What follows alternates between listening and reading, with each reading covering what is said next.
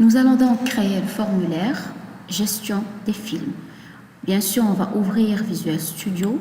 On va commencer par créer un nouveau projet de type application Windows et on va utiliser C# comme langage. Alors, Visual C#, Windows, une application Windows.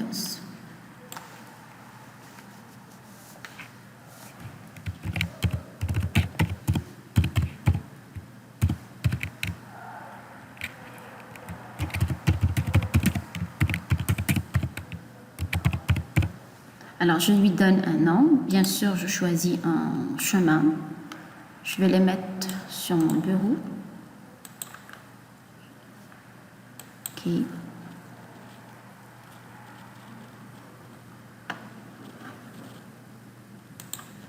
Je vais créer un nouveau formulaire.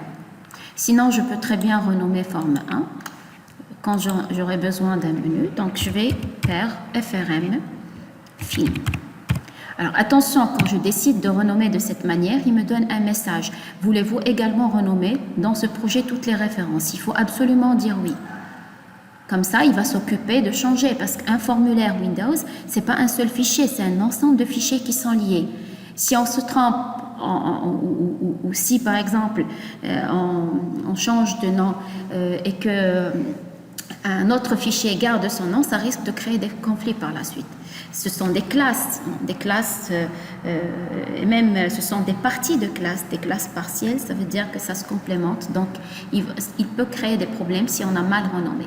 Donc, on fait renommer et on dit comme quoi, oui, on veut renommer. Alors, normalement, il a tout renommé, même au niveau du démarrage. Avant, il démarrait sur forme 1, maintenant, il démarre sur FRM Film. Il faut créer l'interface graphique pour gagner un peu de temps. Donc, moi, j'ai déjà les éléments de l'interface graphique. Je vais juste les coller. Voilà donc toutes les informations qui sont là. On a créé les champs. Les champs, ce sont des text box. On a créé des champs pour l'ensemble des éléments. Ils sont de type text box. Ici, pour ce qui est de résumé, j'ai utilisé un text box, mais en fait, on aurait très bien pu utiliser un rich text box. Si ça peut prendre beaucoup de données, il vaudrait mieux utiliser un rich text box. Pour les supports, j'ai utilisé des cases à cocher. La différence entre les boutons radio et les cases à cocher, c'est que les cases à cocher, ils me permettent de choisir plusieurs supports. Comme le film peut être sur plusieurs supports, donc j'ai utilisé des cases à cocher. Comme ça, je peux utiliser 3 options ou 2 options, etc. Nous allons commencer bien sûr par programmer le bouton enregistrer film et après on traitera la question des exemplaires dans le bouton exemplaire. Alors, il faut enregistrer le film dans la base de données, mais il faut aussi enregistrer les supports pour ce film. Or, le film, si je reviens un peu vers la base de données, vers le schéma de la base de données. Alors, le film, il est enregistré, ou les informations sur le film sont enregistrées dans la table film. Mais la liste des supports pour ce film, ils sont enregistrés, elle est enregistrée dans la table support film. Bien sûr, une ligne par support. Ça veut dire si le numéro de film est 5, donc au niveau de la table support film, on va enregistrer 5 avec cassette. Si en plus il est sur DVD, on va enregistrer 5 avec DVD. Donc l'enregistrement d'un film, en fait, il va se faire sur deux tables. Il y a des informations qui vont être stockées au niveau de la table film, mais il y a d'autres informations qui vont être stockées au niveau de la table support film. Ceci va nous emmener à une autre situation, c'est qu'il faut faire attention, il faut ou bien enregistrer le tout, ou bien ne rien enregistrer. Parce que ce qui peut arriver, c'est que c'est fort possible que le film soit enregistré, mais que les supports films ne soient pas enregistrés. Il y a eu une coupure, il y a eu une erreur, il y a eu quelque chose. Donc là, il ne faut pas qu'on arrive à cette situation qui va laisser la base de données dans un état incohérent. Qu'est-ce qu'on a dit? Pour pouvoir gérer ce genre de situation, pour pouvoir exécuter plusieurs tâches en même temps, ou bien le tout, ou bien rien, on utilise ce qu'on appelle une transaction. Donc, les opérations d'ajout touchent ces deux tables et nous allons utiliser une transaction pour que ou bien l'enregistrement va se faire dans les deux tables en même temps, ou bien on va tout annuler pour pouvoir reprendre par la suite. Alors, on va commencer bien sûr à écrire les informations pour l'enregistrement des films. Nous allons déjà, on a besoin bien sûr de se connecter à la base de données, donc nous avons besoin d'une chaîne de connexion. Nous aurons besoin de cette chaîne de connexion dans l'ensemble des formulaires, donc ce n'est pas la peine que je redéclare à chaque fois la chaîne de connexion. Je vais essayer de le faire une seule fois de manière globale. Je peux déclarer la chaîne de connexion encore une fois pour ne pas avoir à l'écrire en dur au niveau de l'application. Ceci est également lié à des possibilités d'évolutivité de l'application par la suite, à des possibilités de changer, de switcher vers d'autres systèmes. On va déclarer la chaîne de connexion dans les propriétés de l'application. Donc ici, on va aller dans les paramètres de l'application et on va créer un paramètre qui est chaîne de connexion. Donc je vais l'appeler ma chaîne. Il est de type connection string, chaîne de connexion, et il y a un petit assistant qui va me permettre de choisir la base de données. Donc c'est une base de données SQL Server. Pour le serveur, bien sûr, il faut donner le nom du serveur SQL Server. Moi, j'utilise le serveur local, donc je vais utiliser point, sinon je vais utiliser local entre parenthèses. Je choisis d'utiliser l'authentification Windows. Vous pouvez très bien utiliser l'authentification SQL Server, mais à ce moment-là, il va falloir créer un login SQL Server au niveau de votre base de données. Donc, j'utilise l'authentification SQL Server et je dois sélectionner la base de données que je vais utiliser, qui est Video Club. Je teste la connexion, tout va bien, je fais OK. Donc, voici ma chaîne de connexion, elle a été créée en tant que paramètre de l'application. Maintenant, où est-ce que je vais faire les déclarations globales? On a dit pour éviter de redéclarer à chaque fois la connexion ou l'objet connection que nous allons utiliser, on va utiliser une classe déclaration où nous allons déclarer une variable de type public qui sera accessible à l'ensemble des autres éléments. Donc, je vais ajouter une classe. Je vais appeler cette classe juste déclare, par exemple, et je vais mettre dedans toutes mes déclarations globales. Ou alors des fonctions, des procédures qui peuvent ou qui doivent être utilisées dans plusieurs éléments. Alors pour la classe, je déclare ici, donc public statique, une variable statique, je ne veux pas qu'elle dépende de l'instance de la classe, mais plutôt de toute la classe, comme ça je n'ai pas à créer un objet pour pouvoir l'appeler, je peux directement l'appeler à partir de la classe. Donc c'est un objet connection. Je vais utiliser pour SQL Server le fournisseur optimisé. Système.data.sql client. Je peux très bien utiliser le fournisseur OLEDB pour SQL Server parce qu'il est disponible, mais les fournisseurs optimisés sont toujours meilleurs que les autres fournisseurs. Donc, puisqu'il y a un fournisseur optimisé de disponible pour SQL Server, je vais l'utiliser. Pour pouvoir utiliser les classes pour ce fournisseur, j'ai besoin de faire appel à l'espace de nom qui est système.data.sql client. Alors, je déclare un objet connection, SQL connection, cn égale à new SQL connection.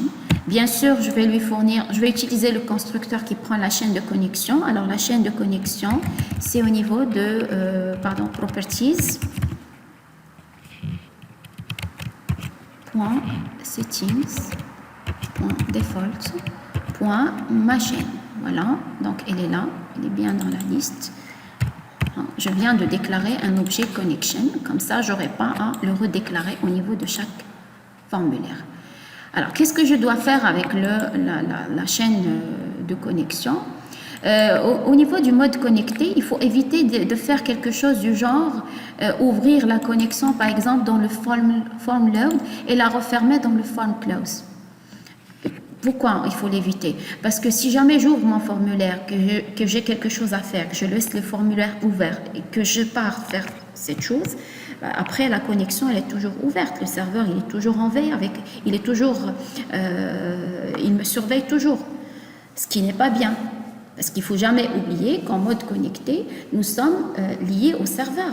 Donc, si j'ouvre une connexion, le serveur, il est obligé de me surveiller, de savoir qu'est-ce que je veux faire, de savoir où est-ce que je suis, qu'est-ce que je suis en train de lire. Ce qui fait, en général, en mode connecté, il faut éviter d'ouvrir les connexions à l'ouverture du formulaire. On ouvre la connexion quand on veut exécuter un traitement et on ferme la connexion après, si on n'en a plus besoin. Alors, pour l'enregistrement du film, naturellement, je vais ouvrir ma connexion. Je vais la fermer tout de suite pour ne pas oublier de la fermer. En général, il est toujours préférable de mettre des try-catch sur nos pages.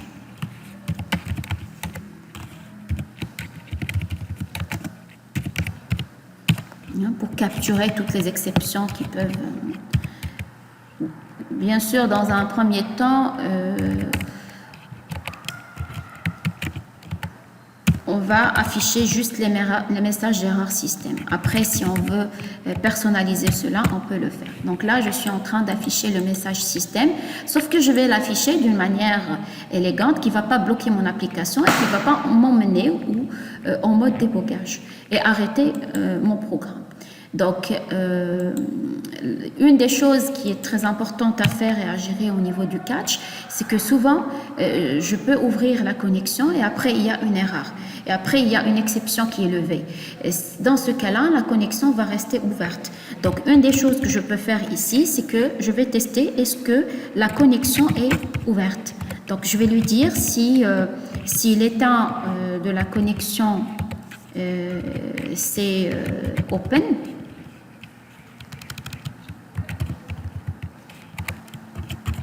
Alors, on doit la fermer. cn.close. Le fait que j'ai déclaré la connexion au niveau de la classe déclare en tant que statique, c'est ce qui a permis, c'est ce qui nous a obligés de l'appeler en utilisant la classe. Et en même temps, c'est ce qui a permis de l'appeler sans avoir à déclarer ou à créer un objet de type déclare. Déclare.cn.close.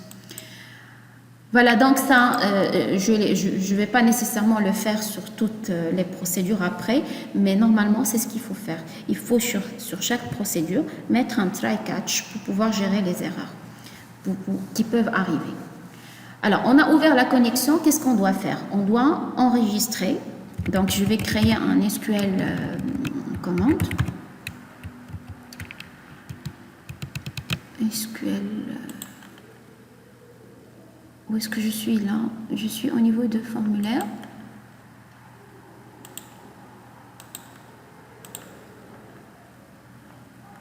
Oui.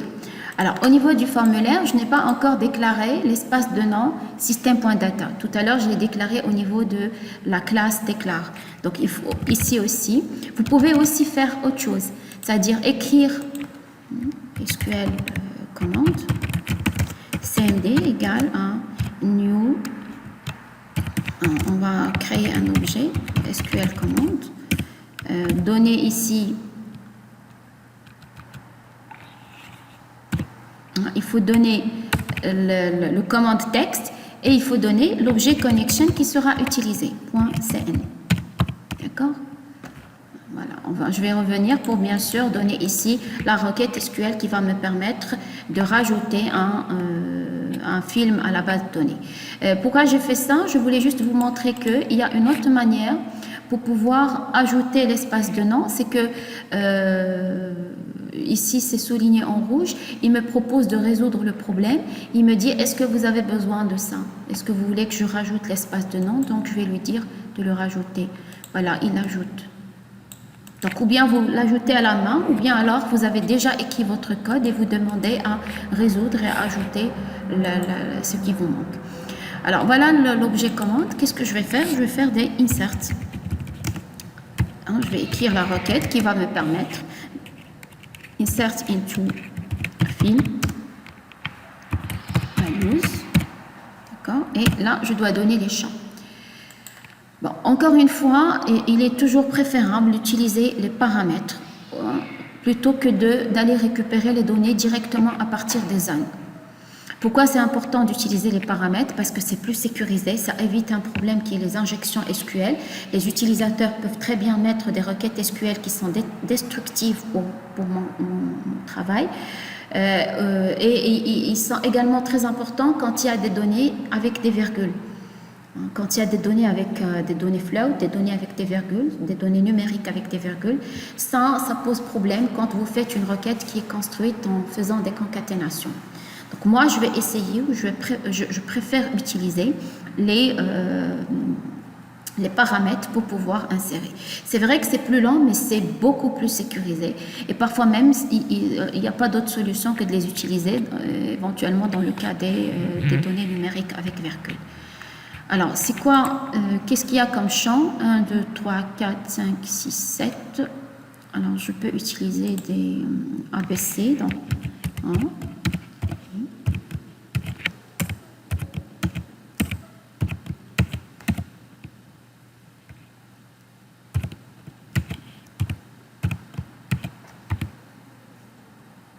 voilà, il y en a 7.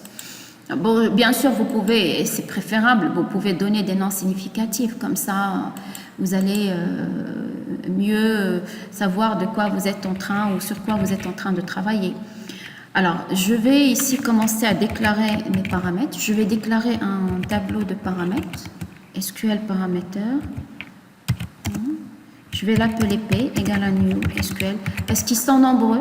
Donc, au lieu de travailler directement avec 7 paramètres, je vais déclarer un tableau de type SQL parameter de 7 éléments. Alors, le P0 égale new SQL parameter. Alors, c'est quoi le name? C'est arrobas A. Il y a plusieurs constructeurs. Moi, j'utilise celui-là, mais vous pouvez très bien utiliser d'autres constructeurs. Après, le type du paramètre SQL DB type point, c'est quoi déjà le premier paramètre? Int. Donc, c'est un int. En général, je devrais aller vérifier au niveau de la base de données. Alors, la table film, qu'est-ce qu'il y a comme données? Donc, il y a numéro de film qui est int. Donc là, on met int. Après, c'est quoi value? P0.value égale int.parse de txt numéro.text. Voilà, zone numéro. Je vais faire la même chose pour int, i majuscule. Je vais faire la même chose pour l'ensemble des paramètres. Donc P1. Alors P1, c'est le paramètre B. C'est le nom, le titre du fil. Il est de type varchar.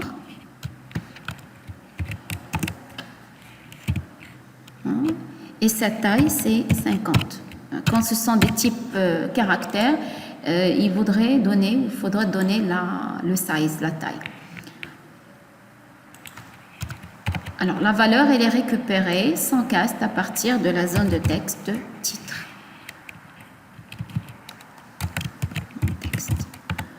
Après, il y a l'année qui est également int, la durée int, nombre d'Oscars de film int. Donc là, je vais copier le premier paramètre parce que c'est aussi int. Alors, 1, 2, 3 données int. Donc, 2, 3.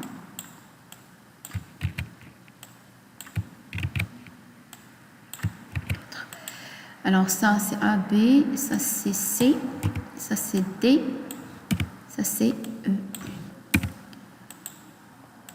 Alors, ça, c'est XT de l'année.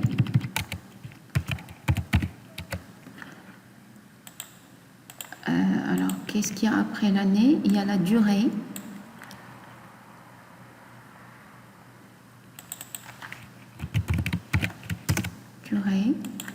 Après, il y a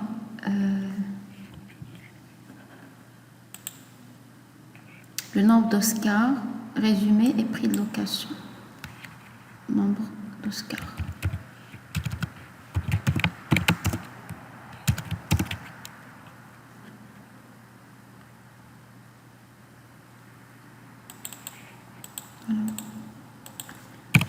Alors, il y a, après, il y a le résumé. Bien sûr, puisque j'ai utilisé ici values, sans avoir spécifié les champs, je suis obligée de faire ça dans l'ordre.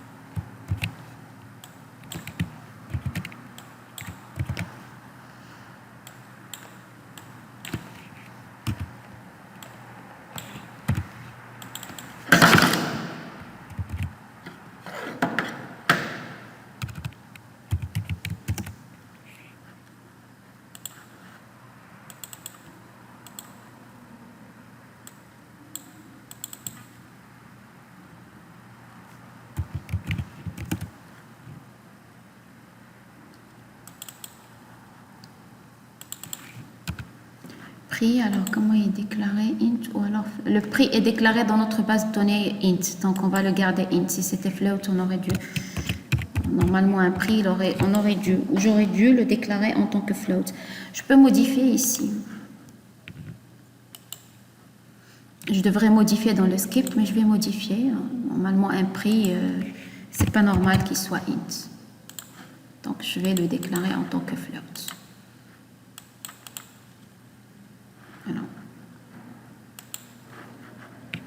Alors ici, on va dire comme quoi c'est float. Et on va faire un float.parse du txt_prix.text. Une fois que j'ai paramétré, j'ai configuré, j'ai donné toutes les informations, j'ai donné surtout, puisque ce sont des paramètres en entrée, donc j'ai donné la valeur pour chaque paramètre. Après, il faut que j'associe ces paramètres à l'objet commande. Mais comme j'ai utilisé un tableau, donc je ne vais pas utiliser add, je vais plutôt utiliser addRange et je lui donne le paramètre P. Si vous avez décidé d'utiliser des paramètres complètement séparés, alors au lieu de mettre .addRange, vous mettez .add. Mais qu'est-ce que je gagne avec addRange? C'est qu'au lieu d'écrire cette ligne 7 fois pour pouvoir ajouter tous les paramètres, l'ensemble des paramètres, je peux ajouter en utilisant une seule ligne. C'est en fait là où je gagne vraiment. Alors après, je vais faire execute, non query. Je vais demander à exécuter. Puisqu'il s'agit d'une requête en action, donc avec le insert, c'est une requête action, donc il s'exécute avec un non query. Voilà. Oui. Ah, je suis passée, je ne sais pas à quel moment, je suis passée sur le load. Il faut que je coupe ce code, je vais le mettre ici. Vous n'êtes pas obligé d'ouvrir ici votre connexion. Le plus important, c'est qu'il faut que la connexion soit ouverte avant que vous ayez demandé l'exécution. C'est au moment d'exécuter une commande où il va vérifier l'ensemble des paramètres, l'ensemble des données, est-ce qu'il n'y a pas d'erreur, etc. Mais sinon, là, c'est de la configuration. Tant qu'on est au niveau de la configuration, on n'a pas besoin d'une connexion ouverte. Mais à partir du moment où on décide d'exécuter, c'est là où tout sera validé. Est-ce qu'il y a des erreurs au niveau de la requête? Est-ce qu'il y a des erreurs au niveau des paramètres? Est-ce qu'il y a des paramètres qui manquent? C'est à ce moment-là que ça sera testé. Donc, si jamais votre système bloque au niveau d'execute non query, soyez sûr que l'erreur n'est pas au niveau de cette ligne. L'erreur est quelque part dans la configuration. Peut-être dans le command texte, peut-être dans les paramètres. Il faut bien lire le message d'erreur de manière à savoir c'est quoi l'erreur et comment est-ce qu'on va pouvoir la gérer. Autre chose, c'est que si ça bloque au niveau de open, hein, ça veut dire que ou bien il y a un problème au niveau de votre serveur et ça, il est arrêté, on n'arrive pas à se connecter, ou alors il y a un problème au niveau de votre chaîne de connexion. Bien sûr, là, nous, on a utilisé le petit assistant des paramètres pour pouvoir générer la chaîne de connexion, il n'y a pas de problème. Mais si jamais on avait créé la chaîne de connexion, ça aurait posé... il est tout à fait possible qu'on ait fait une erreur au niveau de la chaîne de connexion. Il faut vérifier la chaîne de connexion. Voilà, donc là, on a ajouté le film, mais on n'a pas encore terminé. Parce qu'il ne suffit pas d'ajouter le film, il faut ajouter le film et les supports de film. Alors, comment est-ce qu'on va faire pour les supports de film? Déjà, au niveau de l'énoncé, il y a certaines choses qui ont été dites. On n'a pas lu la question ensemble. Écrire le code associé à l'événement clic du bouton enregistrer film, c'est ce qu'on a fait, sachant que ce bouton permet l'enregistrement d'un nouveau film. Avant l'enregistrement, le programme doit vérifier que les champs numéro, titre et prix ont été renseignés. Donc on n'a pas encore vérifié est-ce que numéro, titre et prix ont été renseignés. Ce sont des champs qui sont obligatoires. Au moins un support a été choisi. Ça veut dire qu'on doit vérifier est-ce que les trois ne sont pas sélectionnés. Si jamais on trouve que les trois ne sont pas sélectionnés, il faut afficher un message d'erreur. Et après, le numéro saisi n'a pas été affecté à aucun autre film. Ça veut dire qu'à un moment donné, quand on décide d'enregistrer, avant de valider, il faut vérifier est-ce qu'il n'y a pas un autre film qui utilise ce numéro. Qu'est-ce qu'on peut utiliser par exemple? On peut créer une fonction au niveau des SQL Server qui fait ça, on peut disposer d'une procédure stockée aussi qui fait ça, comme on peut écrire le traitement ici en local. Puisqu'on ne nous a pas parlé de procédure stockée ni de fonctions au niveau de l'exercice, donc on va essayer d'utiliser juste un code pour pouvoir le faire. C'est-à-dire on va aller chercher est-ce qu'il y a un film au niveau de la base de données qui porte ce numéro avant de pouvoir accorder l'enregistrement. Alors, je vais essayer de faire ces différents tests. Je vais les rajouter. Alors, au niveau de l'enregistrement du film, qu'est-ce qu'il faut? Le premier test, donc if txt, ce qui est obligatoire, c'est le numéro. If txt.text est vide, or txt numéro, txt titre, ça veut dire que ce sont des informations obligatoires qui n'acceptent pas le note nul égale à vide, ou alors txt, alors titre, c'est quoi le troisième élément? Il y a le titre et le prix. If txt prix point texte égale vide. Donc si c'est le cas, je vais afficher un message d'erreur et je vais sortir. Donc messagebox.show. Vous pouvez aussi, vous n'êtes pas obligé d'utiliser cela, c'est-à-dire si on veut un peu utiliser ce qu'on a vu en première année, tout ce qui est les différents contrôles, ce qui est offert au niveau des interfaces graphiques Visual Studio, on pourrait par exemple utiliser un error provider. L'error provider, c'est-à-dire pour utiliser un error provider, je vais aller chercher ici le composant error provider. Bon, je vais donner ça. Chaque fois que c'est possible, je vais essayer d'utiliser des contrôles un peu nouveaux. Pas nouveaux, mais je vais essayer de rappeler plutôt les contrôles que nous avons vus. Donc, un error provider, par exemple, en cas d'erreur, je vais lui dire comme quoi il y a une erreur. Alors, qu'est-ce que je fais ici? Je vais lui dire, au lieu d'utiliser un message box, je vais lui dire error provider 1.set error. Alors, il me dit c'est quoi le contrôle? On va, par exemple, envoyer au niveau du numéro. Il me dit c'est quoi le message? On va lui dire champ obligatoire. Ou alors, pour expliquer, numéro, titre et prix obligatoire. Si vous voulez afficher un message spécifique à chaque situation, donc à ce moment-là, il ne faut pas mettre les trois conditions dans le même if. Il faut mettre pour chaque cas, il faut mettre un message d'erreur personnalisé. Attention, pour que quand je corrige l'erreur, il faut que l'error provider disparaisse. Donc, je vais lui dire comme quoi error provider 1.clear. C'est-à-dire, chaque fois que vous utilisez un error provider, donc pour qu'il revienne à sa situation de départ au début, il faut mettre le clear. Je vais vous montrer déjà l'error provider. Je ne sais pas si vous vous rappelez de cela, donc je vais vous rappeler. Alors, si je clique par exemple ici sur enregistrer film, c'est ça l'error provider. D'accord? Si je saisis un numéro enregistrer film, il va toujours afficher. Mais comme j'ai mélangé les trois messages ou les trois conditions dans une seule, il va toujours m'afficher l'erreur ici. Même si en fait c'est le titre. Il faut saisir. Même si je saisis le titre, il va m'afficher l'erreur ici. C'est pourquoi je vous ai dit, si vous voulez que ça affiche l'élément à côté de chaque zone, il ne faut pas mélanger ces conditions. Ça veut dire que là, on va mettre chaque condition à part. C'est-à-dire, si ça c'est vide, donc l'error provider va être ici. Sinon, si c'est la deuxième, si c'est le titre qui est vide, ici le message il sera plus spécifique, donc numéro obligatoire. Ici, on mettra titre obligatoire.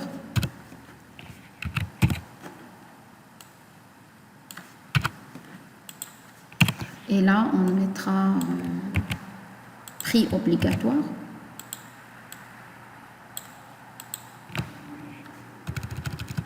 Prix. Et ça sera un prix obligatoire. Attention pour le contrôle où on envoie l'error provider. Donc ici, c'est TXT titre. Et c'est ici, c'est TXT prix.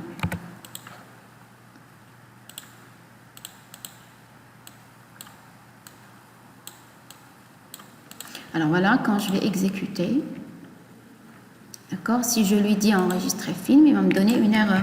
Si jamais j'ai saisi le numéro et que je demande à enregistrer le film, là il me dit il y a une erreur au niveau du titre.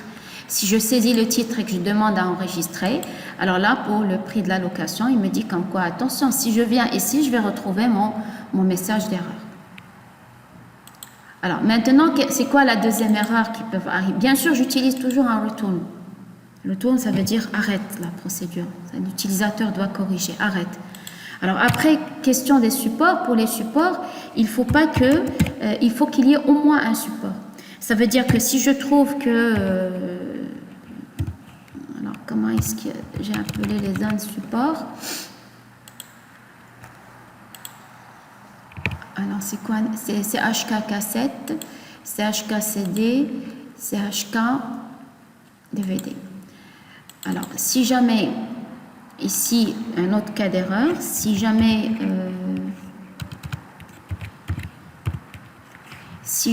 cassette n'est pas coché, donc if not, hein, si c'est pas activé, point check it.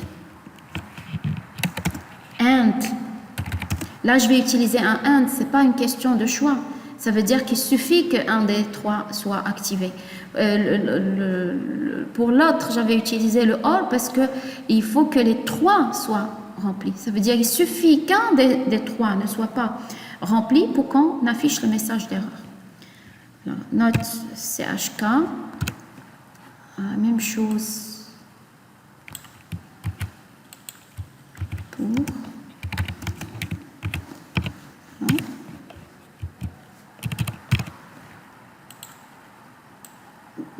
Bien sûr, on peut utiliser un error provider qui va sur une des OA, ou alors on peut l'emmener vers le group box. Le group box, c'est le cadre qui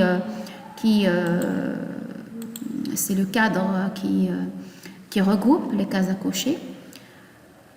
Bien sûr, c'est pas un cadre obligatoire. C'est obligatoire dans le cas des radios buttons si jamais on veut créer des groupes. Ici, c'est juste un cadre esthétique. Ça n'a... Alors, ici, au moins un support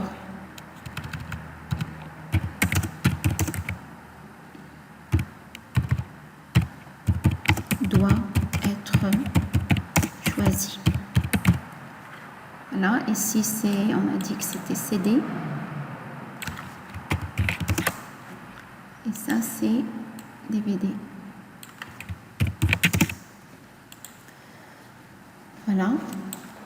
Donc là, il va faire une erreur. Si jamais tout va bien, il va passer, donc il ne va pas sortir, il va plutôt passer vers l'insertion de film.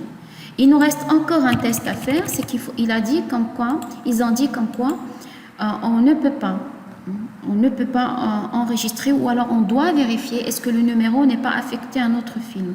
Si je veux vérifier cela, donc j'ai besoin d'aller vers la base de données, donc j'ai besoin d'exécuter une commande. CMD, alors je vais utiliser un autre objet commande, par exemple CMD1 égale, ou CMD recherche égale un new SQL commande. D'accord.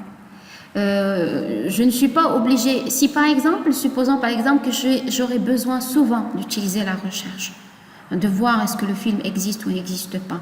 Au lieu de faire cela ici, je peux très bien faire, c'est ce qu'on va essayer de faire, je vais aller à ma classe déclaration, je vais créer une procédure ou une fonction, parce qu'elle va me retourner true ou false, ça veut dire trouver ou non trouver, pour vérifier est-ce que est-ce qu'un film existe ou non.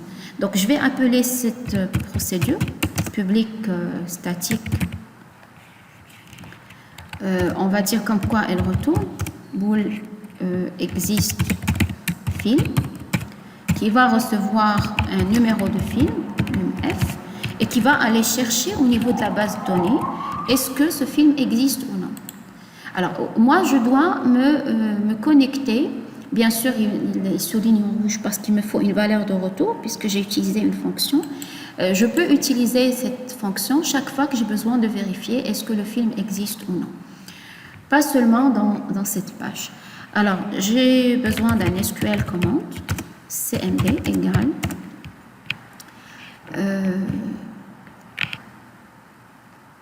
new SQL command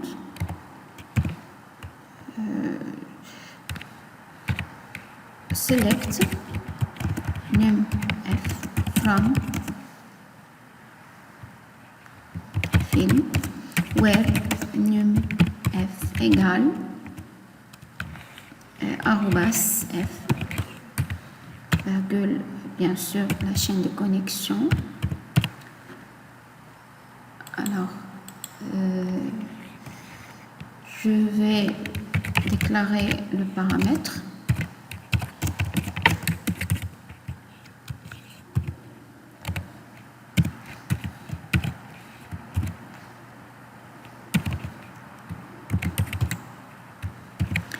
Alors, quand je veux faire SQL DB type dans la classe, il ne me donne pas pour que je puisse lui donner le type. C'est qu'en fait, au niveau des formulaires, il y a automatiquement un espace qui est using system par data qui existe, system.data. Ici, il n'est pas appelé. Et SQL DB type, elle est dans le système ou dans l'espace de non-system.data. C'est pourquoi il ne me donnait pas. Maintenant, il va me donner SQL DB type. C'est quoi int là. P.value, elle va prendre automatiquement la donnée qui est fournie en paramètre, qui est numF, la variable qui est fournie en paramètre. Et après, on va rajouter cmd.execute non query, pardon, parameters.add déjà, qui est P.add. Je vais utiliser juste .add parce que là, j'ai pas un tableau, j'ai juste un seul paramètre que j'ai déclaré. Et après, je vais demander à exécuter. Alors, je vais pas faire un execute non query parce que là, j'ai une requête select, c'est pas une requête action. Par contre, il me reste à choisir entre est-ce que c'est un execute Scala ou est-ce que c'est un execute Scala ou alors est-ce que c'est un execute reader. Alors, la différence, c'est que execute Scala, il est utilisé quand il y a une seule valeur de retourner. Alors que execute reader, il est utilisé dans les autres cas. Ici, je vais lui dire select num f from film.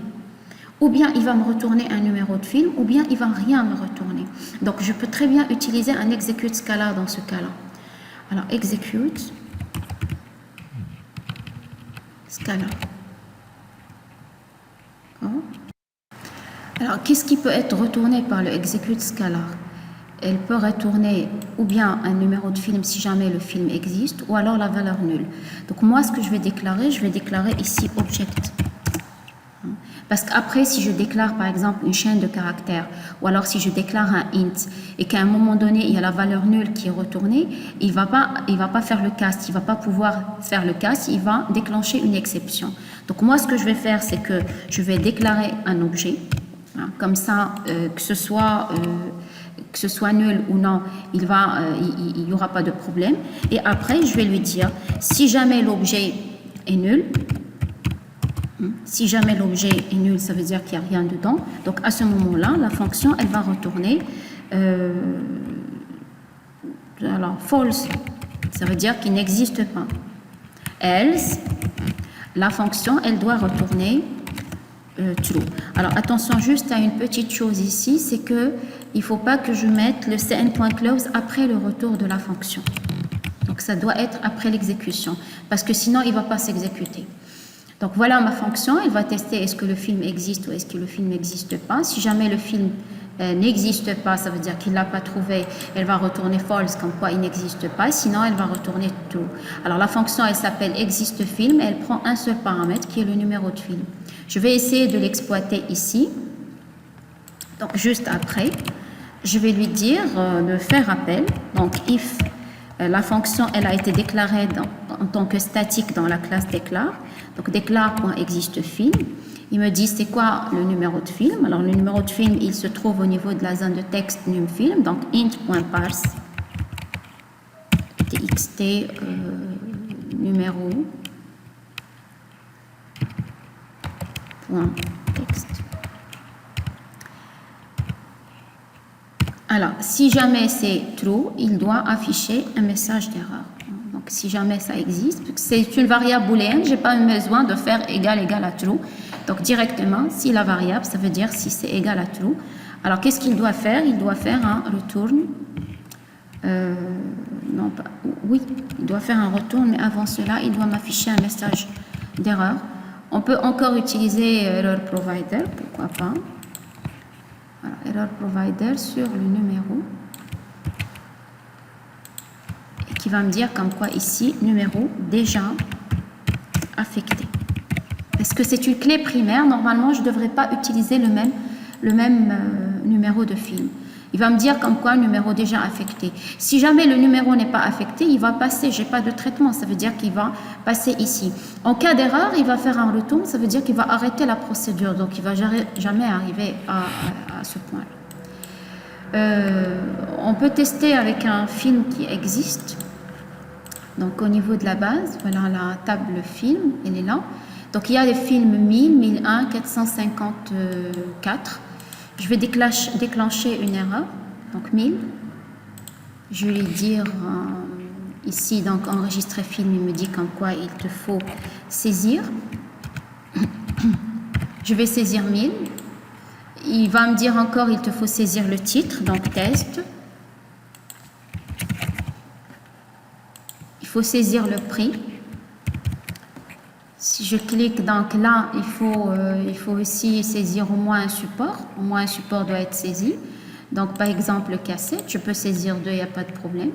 Et après, je demande à enregistrer le film. Il m'a encore mis l'erreur ici. Il me dit numéro déjà affecté.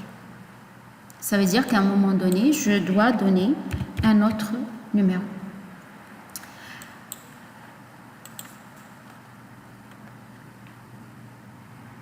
Ici, j'ai fait une petite correction.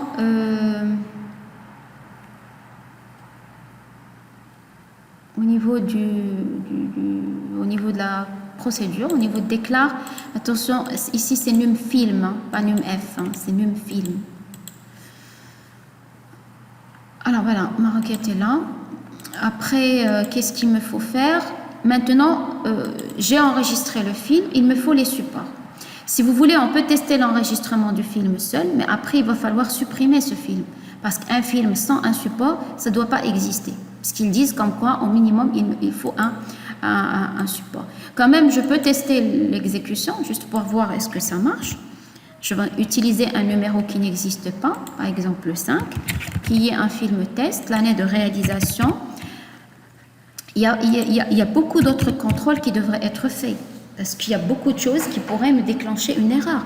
Par exemple, si jamais au niveau de l'année de réalisation, je vais saisir du texte au lieu d'un nombre, il va déclencher une erreur. Si jamais, par exemple, au niveau du numéro, je vais saisir aussi un AB, il va comprendre comme quoi j'ai saisi quelque chose. Donc pour lui, la zone n'est pas vide, mais je ne devrais pas saisir un AB. Donc il y a d'autres contrôles qui doivent être ajoutés. Par exemple, ce qu'on peut faire, c'est que gérer quelque chose au niveau de l'événement qui est presse pour interdire la saisie des caractères pour les zones qui sont numériques. Nombre d'Oscar, tout simple. On peut le faire. Je vais juste compléter le test et on va faire un exemple. Voilà, ici cassette. Je vais demander à enregistrer le film. Alors bien sûr, je n'ai pas donné de message, il n'a pas donné d'erreur en même temps. Donc je vais aller vérifier est-ce que ça a été effectivement créé, modifier les 200 lignes. Donc voici le film numéro 5 qui s'appelle test. Donc ça a été enregistré, il n'y a pas d'erreur de syntaxe. Alors maintenant, comme j'ai dit, il y a des erreurs qui peuvent apparaître du fait qu'on n'a pas fait certains contrôles. Parmi les contrôles que je peux faire, c'est que par exemple, je peux rajouter dans le keypress de numéro un petit code qui va permettre de tester ou d'accepter juste les valeurs numériques. Donc je vais aller à l'événement keypress. Voilà. Ici, je vais lui dire comme quoi, si jamais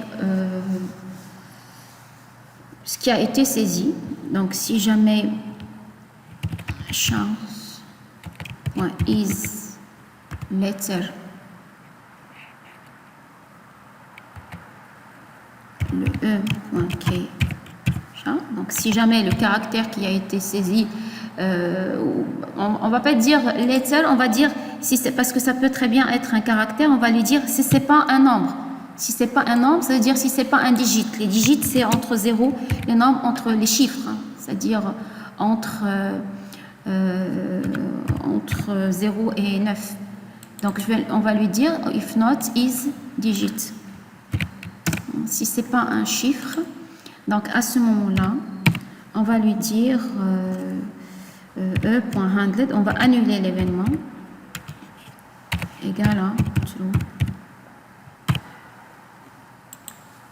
D'accord. Il y a aussi un autre caractère, on va exécuter pour que vous puissiez voir. En même temps, ce sont des choses de première année, ce sont des choses du module programmation événementielle.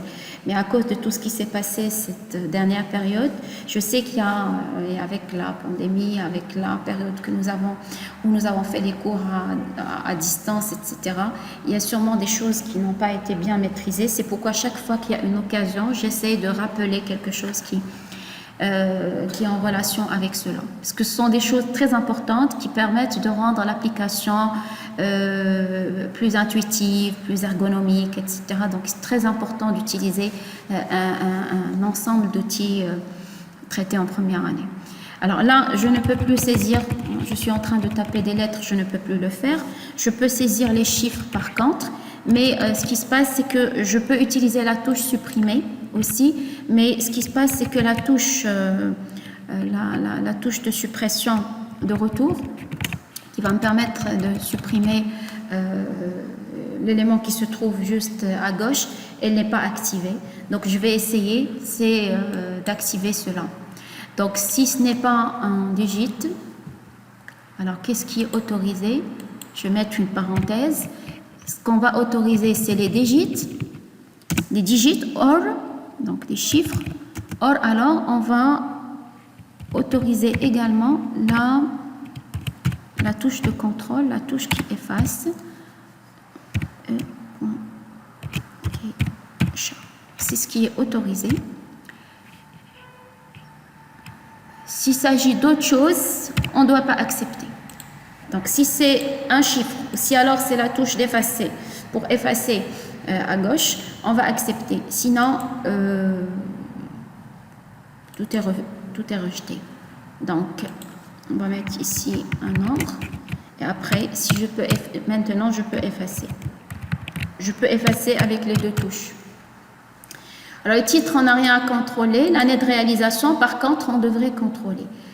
Alors, le même code, si vous voyez le code, il n'y a pas quelque chose qui le rend spécifique, il est tout à fait général.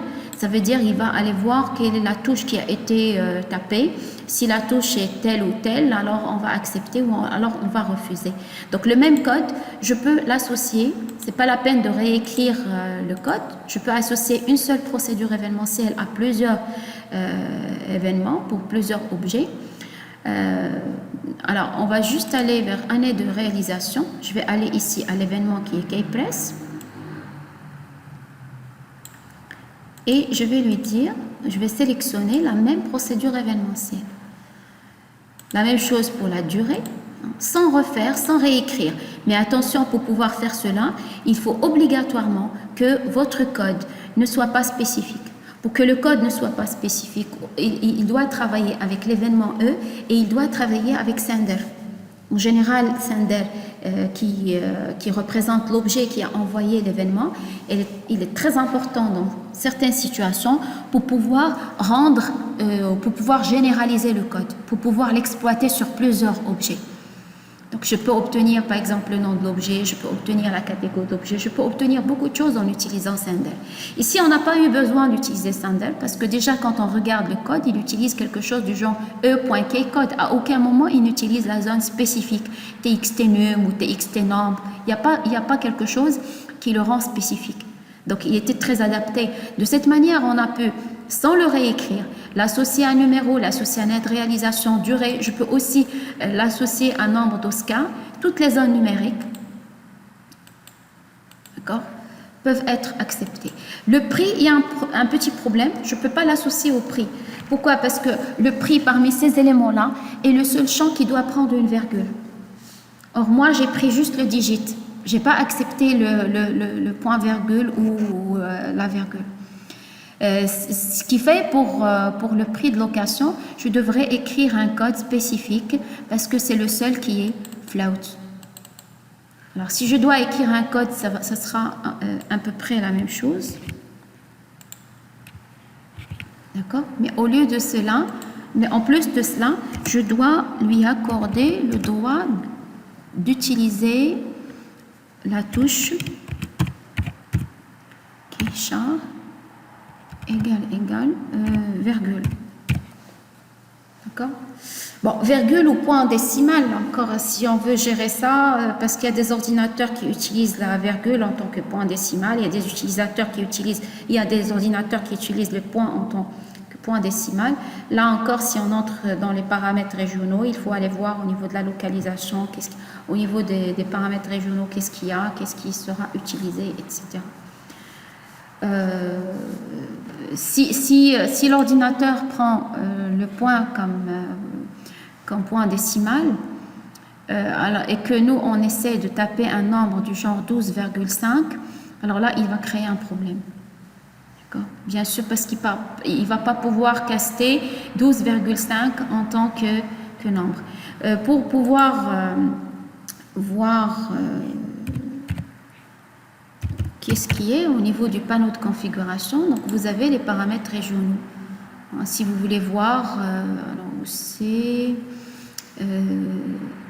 qu'est-ce qu'il utilise votre ordinateur.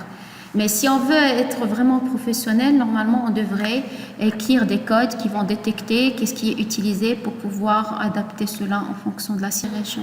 Il est là. Alors, région, là, vous avez paramètres supplémentaires. Vous avez ici, alors, c'est quoi sur mon ordinateur? C'est la virgule. Le symbole décimal, c'est la virgule. Si vous voulez le modifier, vous pouvez le mettre en point. Après, si vous faites une application qui utilise la virgule et que l'ordinateur du client chez qui on va installer cette application utilise le point, on peut très bien lui dire qu'en quoi vous devez changer votre système pour que ça utilise. Mais s'il y a d'autres applications chez le client qui travaillent autrement, ça va lui créer problème. Donc la meilleure des solutions, c'est de pouvoir écrire ou chercher des codes. Vous pouvez chercher ça sur Internet, ça existe bien sûr. Chercher des codes qui vont permettre de détecter c'est quoi le point décimal pour l'ordinateur et pouvoir l'accepter ou le refuser ou le changer, etc. Ou plutôt adapter le code en fonction de ce point décimal. Alors revenons, donc là on a fait le petit test. Là vous pouvez voir que si j'essaie de taper des lettres dans la lettre de réalisation, c'est pas accepté. La même chose pour numéro, la même chose pour nombre d'Oscar. Donc là, je peux commencer à saisir. Par exemple, je vais saisir le film 56 avec un titre. En aide réalisation, je suis obligée de saisir un nombre. Je ne peux pas faire autrement. Nombre d'Oscar, je suis obligée de saisir un nombre. Pour le prix de la localisation, je vais saisir un nombre. Et là, je peux saisir la virgule. 12,5. Il me donne le droit de saisir la virgule. Mais là encore, c'est pas encore complet. Et je ne vais pas entrer dans cela. Ça peut être un travail de recherche pour vous, mais c'est tout à fait possible. D'ailleurs, on l'a déjà fait dans des exercices en première année. Normalement, quand j'ai autorisé la virgule, un nombre ne peut pas contenir plusieurs virgules. Or là, si j'essaie de saisir encore une virgule, il va m'autoriser. Or ça, c'est complètement erroné. C'est pas un nombre correct, c'est pas un nombre réel correct. Donc là, je devrais entrer dans des considérations, tester est-ce que la virgule existe déjà dans le champ. Si c'est le cas, il faut la refuser. Mais si jamais il n'y a pas de virgule dans le champ, on ne peut pas refuser. Donc, c'est ça, c'est un exercice, si vous voulez, pour compléter les éléments. Voilà donc au niveau de la saisie, j'ai fait les tests. Maintenant, il me reste encore à compléter mon enregistrement. Il n'est pas complet. Faire un test sur les checkbox. Si jamais la première est cochée, ça veut dire qu'au niveau de la table qui est support, au niveau de la table support film, je dois insérer une ligne où j'insère le numéro du film qui a été fourni, plus le nom du support. Si c'est par exemple la première case qui est cochée, automatiquement le nom du support, je vais utiliser cassette. Si c'est DVD qui est coché, je vais utiliser DVD. Je vais directement faire l'insertion. Alors, au niveau de enregistrer film, je vais venir ici et je vais lui dire un SQL commande. Bon, je vais déjà faire un test. Est-ce que chk cassette.checked, si ça c'est coché, qu'est-ce que je vais faire? Je vais lui dire exécute-moi. Donc je vais faire un SQL commande cmd cassette égale à new SQL commande. Je vais lui donner ici insert into. Alors comment elle s'appelle la table? La table elle s'appelle support film. Alors insert into support film. D'accord, values. Alors elle prend deux champs, elle prend le numéro, je vais dire arrobas f, et elle prend le support. Alors le support, c'est pas la peine que je fasse un paramètre parce que là, si c'est cassette, je vais directement insérer cassette. Et je vais lui dire déclare.cn. Voilà. Ça, c'est dans le cas où la SQL commande, cmd casse, qu'est-ce qu'il me dit ici? Ne peut pas être une déclaration ni une SQL.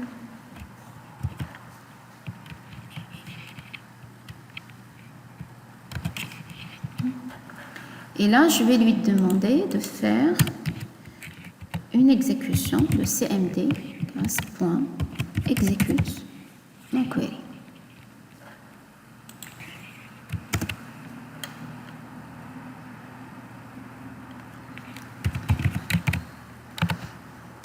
Puisqu'il s'agit d'une requête action.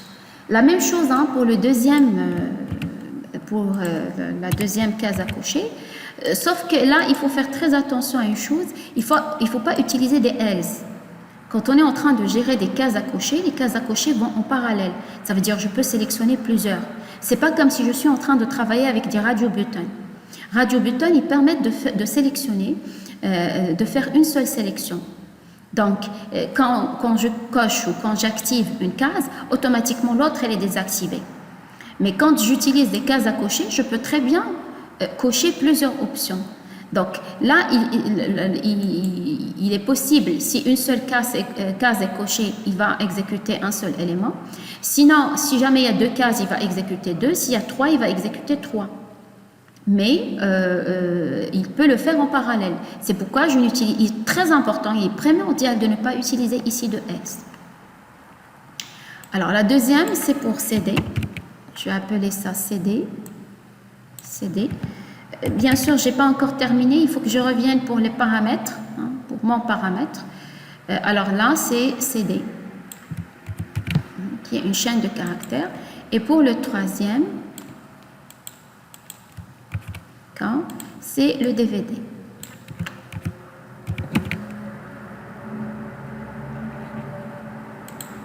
La même chose ici, c'est CD.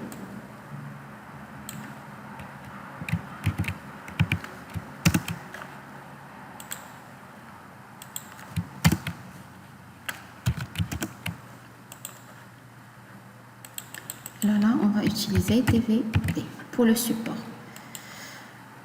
Qu'est-ce qui me manque? Qu'est-ce qui me reste? Il me faut le paramètre. Donc, SQL par paramètre, P cassette égale un new SQL paramètre.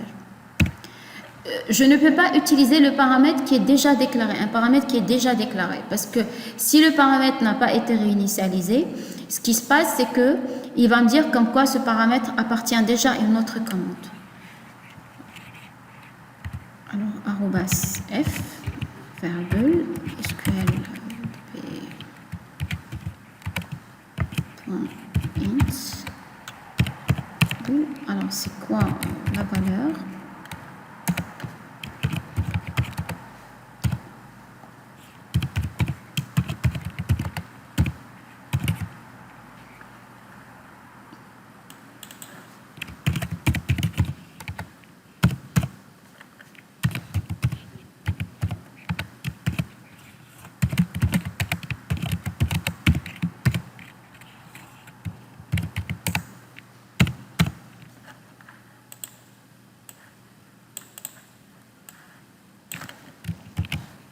Alors, le même code pour les trois. Attention au copier-coller. Donc là, DVD, j'ai fait un copier-coller, j'ai oublié de changer. Alors, tout ça, c'est DVD.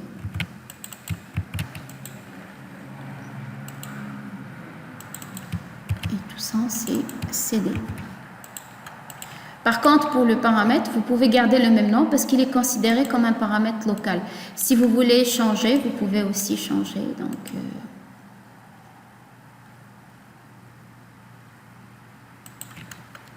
mais parce que je peux avoir les trois en même temps. Donc, CD.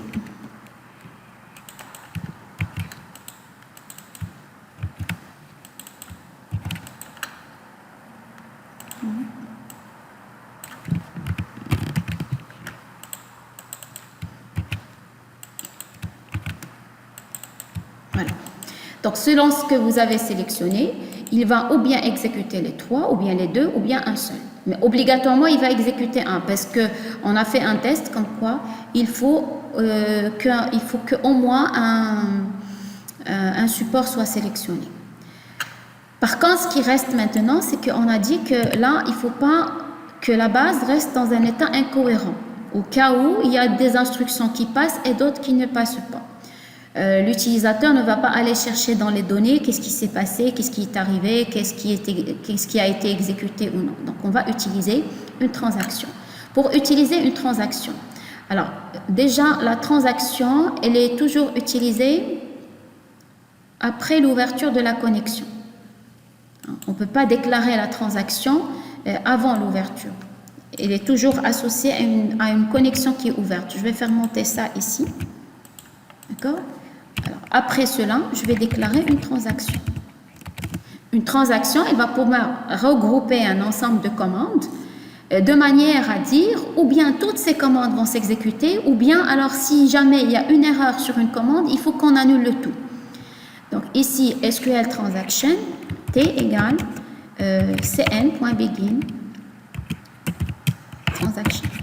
Donc, là, le begin transaction, si jamais la connexion n'est pas ouverte, il va donner une erreur. Donc là, on a commencé la transaction. Là, on a déclaré un objet commande. Avant d'exécuter l'objet commande, il faut lui dire comme quoi, si on veut l'associer à la transaction, il faut lui dire comme quoi la transaction égale à T. Comme ça, il sera associé à cette transaction. La même chose. Mais encore une fois, attention ici, il faut associer les éléments à la transaction avant l'exécution. Sinon, si la commande est exécutée et qu'après on a associé, ça ne sert plus à rien. La même chose pour l'autre commande. Donc, on va l'inclure dans le bloc.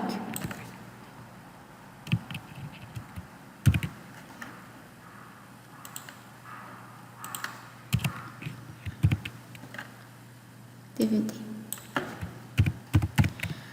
À la fin, on peut même mettre quelque chose. Donc, une fois qu'on a terminé, c'est vrai qu'il va exécuter, mais tout cela est temporaire. Il peut être annulé à n'importe quel moment. Alors, il faut, encore une fois, il faut valider la transaction avant de fermer la connexion. Ce que je peux faire ici, c'est que je peux lui dire, je peux lui poser une question, lui demander est-ce qu'il est sûr de vouloir enregistrer. Si c'est oui, on va tout valider, sinon on va tout annuler. Donc, dialogue result rep égale messagebox.show. On va faire par exemple, êtes-vous sûr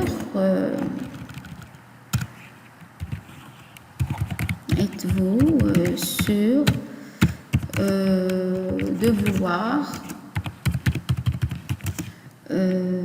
enregistrer ce film. C'est-à-dire on lui donne toujours la possibilité d'annuler sa demande. Ici, après, on va spécifier le titre de la boîte, confirmation, enregistrement, par exemple. Après, on va mettre les boutons, point, puisque c'est une question, donc on mettra yes, no. Après, on peut mettre, si on le souhaite, une icône, point, par exemple, de question. Ça donne un effet plus joli quand même. Donc là, il y a eu une demande qui nécessite la réponse de l'utilisateur. La réponse sera stockée dans un objet dialogue result. Après, nous, on va tester. Si jamais rep égale à dialogue result.yes, si jamais il répond par oui, ça veut dire qu'il est sûr d'enregistrer, on va lui dire t.commit. Valide-nous la transaction. Sinon, on va lui dire annule-nous la transaction. Bien sûr, si entre-temps il y a une erreur, n'importe quelle erreur à n'importe quel endroit, automatiquement il va aller au catch. Quand il va aller au catch et qu'il ne va pas trouver le t.commit, il va annuler. Ou alors même, on peut lui écrire ici t.rollback. Mais ça se fait automatiquement tant qu'il n'a pas trouvé le t.commit pour valider la transaction, tant qu'il n'y a rien qui est enregistré. Donc on va essayer d'exécuter cela pour voir est-ce que ça marche. On va créer un film qui porte le numéro 9000. Titre clé, on va choisir par exemple mon film. Test. L'année de réalisation, on va dire 2020. Durée, on va mettre 140 minutes. Nombre d'Oscars, bleu. Prix de location, je ne sais pas, on va mettre 10 dirhams par exemple. Résumé quelque chose. Après, on va choisir le support cassette et le support DVD et on va demander à enregistrer le film. Syntaxe incorrecte vers cassette. Voilà, là si j'avais pas mis la transaction, là rien ne sera enregistré maintenant. Mais si je n'avais pas mis la transaction, j'allais trouver le film, d'accord? J'allais trouver le film et ne pas trouver les supports. Ça veut dire que l'enregistrement du film, il va passer, mais l'enregistrement des supports ne va pas passer. Là, à cause de la transaction, on va rien trouver. Rien n'a été enregistré. Même si je reviens ici et que je cherche le film, je ne vais pas le trouver. Je demande d'exécuter parce que parfois, quand la table est ouverte, elle n'arrive pas à actualiser. Donc, il faut que je clique ici pour avoir l'état final. Donc là, vous voyez bien qu'il n'y a aucun film qui est 9000.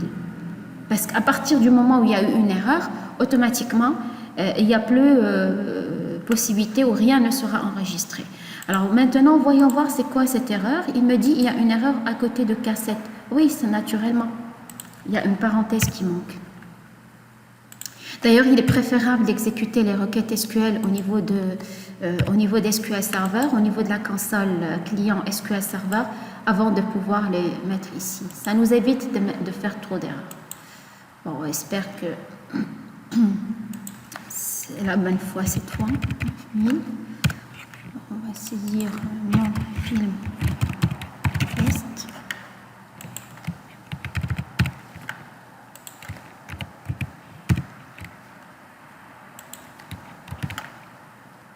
Question. Éliminer. cassette et DVD, on va enregistrer le film. Alors voilà le message de confirmation. Il me dit, êtes-vous sûr de vouloir enregistrer c'est quoi ça? Central to parent. Il y a une erreur quelque part ici. Enregistrer ce film. D'accord? Une erreur de message. Il y a quelque chose qui s'est injecté, j'ai pas fait attention. Donc, êtes-vous sûr de vouloir enregistrer ce film? Si jamais je lui dis non, rien n'est enregistré. Quand je viens ici, pourtant il a passé les execute non query et tout ça, mais à cause de la transaction, rien n'est enregistré. Ni dans cette table, ni dans la table support film. Rien, il n'y a pas de 9000. Maintenant, je vais refaire la même procédure et je vais lui dire comme quoi je veux enregistrer. Je vais juste voir c'est quoi l'erreur sur le message box et vouloir enregistrer ce film. Voilà. On va exécuter. On va utiliser le même film, 9000. Titre. On a dit quoi? Mon film test. Alors, l'année de réalisation 2000, durée en minutes 140, nombre d'Oscar 2, prix de location, je vais dire un exemple, un résumé, et sur les deux supports, et on va enregistrer le film. Êtes-vous sûr de vouloir enregistrer? Oui. Alors, on va aller voir, est-ce que ça s'est enregistré au niveau de la base de données. On va commencer par la table film. Alors, comme j'ai dit, il faut actualiser l'affichage. Voilà, donc le film 9000, mon film test. Voilà les informations, toutes les informations sont là. Maintenant, on va aller voir au niveau du support film, encore une fois l'actualisation. Alors, qu'est-ce qu'il y a ici? Il y a 9000 sur cassette. Voici la première ligne. Il y a 9000 sur DVD. Parce que j'ai choisi deux supports, cassette et DVD. Voilà pour ce qui est de l'enregistrement du film. Là, on a répondu au petit A, bien sûr. D'accord? On a respecté toutes les conditions. L'utilisateur doit saisir les zones. L'utilisateur doit obligatoirement choisir un support. On a vérifié que le numéro existe. On a enregistré le film dans la table film et on a enregistré les supports du film dans la table support film. C'est ce qui était demandé. Maintenant, il faut passer aux exemplaires.